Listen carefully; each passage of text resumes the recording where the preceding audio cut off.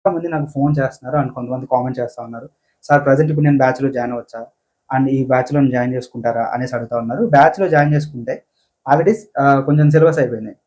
ఈ సిలబస్ అనేది కంప్లీట్ అయిపోయింది కాబట్టి, సార్ మేము లేట్‌గా వచ్చాం గదా! సో, ఈ సిలబస్ మాకు కవర్ చేస్తారా? మరలా చెప్తారా? ఇలా అడుగుతా ఉన్నారు. సో, ఇదంతా కాదండి. మీకు మరలా ఒక న్యూ బ్యాచ్ క్రియేట్ చేస్తాననేసి వాళ్ళకి మాట ఇవ్వడం ద్వారా ఇక్కడ కొత్త బ్యాచ్ అనేది స్టార్ట్ అవుతుంది. ఈ బ్యాచ్‌కి సంబంధించిన డీటెయిల్స్, ఫుల్ డీటెయిల్స్ ఇక్కడ ఎక్స్‌ప్లెయిన్ చేస్తాను కాబట్టి క్లియర్‌గా, జాగ్రత్తగా ఈ యొక్క వీడియోని మీరు స్కిప్ చేయకుండా చూడండి. క్లియర్‌గా అర్థమవుతుంది. So, APPSET Andhra Pradesh post graduation common test మీ అందరికీ తెలిసిందే. ఎవరైతే ఎంఎస్సీ చేయాలనుకున్నారో ఈ యొక్క ఎగ్జామ్ ఖచ్చితంగా క్వాలిఫై అవ్వాలి. అండ్ వాళ్ళు తీసుకున్న సబ్జెక్ట్ ఏదైతే ఉందో, కోర్స్ కూడా ఏదైతే ఉందో దాని ప్రకారం వాళ్ళు ఆ ఎంట్రన్స్ రాయాలి. రాసిన తర్వాత ఎగ్జామ్ క్వాలిఫై అయిన తర్వాత కౌన్సిలింగ్, ఆ కౌన్సిలింగ్ తర్వాత సీట్స్ వస్తాయి, అలాట్ అవుతాయి. అయితే ఎవరైతే ఈ యొక్క ఎంట్రన్స్‌లో మంచి మార్కులు వచ్చి మంచి ర్యాంక్ సెక్యూర్ చేస్తారో వాళ్ళకి మాత్రమే యూనివర్సిటీస్‌లో సీట్ వస్తాయి. At the same time government కాలేజ్‌లో సీట్స్ వస్తాయన్నమాట. అండ్ మీకు తెలుసో లేదో ఎవరికైతే యూనివర్సిటీస్ రెగ్యులర్ సెల్ఫ్ ఫైనాన్స్